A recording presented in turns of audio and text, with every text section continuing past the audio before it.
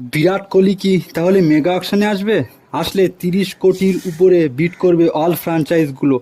আমরা জানি যে হুক অ্যাডমাইসড অকশনিয়ার রয়েছে অনেক বছর ধরে। সেই হুক অ্যাডমাইস একটা ইন্টারভিউতে বলেছে যে বিরাট কোহলি যদি মেগা অকশনে আসে তাহলে 30 কোটির উপরে অনেক ফ্র্যাঞ্চাইজ তার উপরে বিট করবে।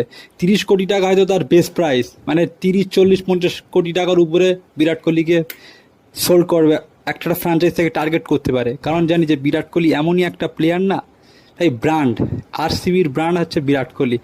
তো প্রত্যেকটা ফ্র্যাঞ্চাইজ চাইবে যে যত টাকায় যাক বিরাট কোহলিকে নিতে হবে। কারণ বিরাট কোহলি ভাই শুধু ক্রিকেট খেলবে সেটার জন্য না, বিরাট কোহলি যে টিমেই যাবে না কেন একটা ব্র্যান্ড ভ্যালু।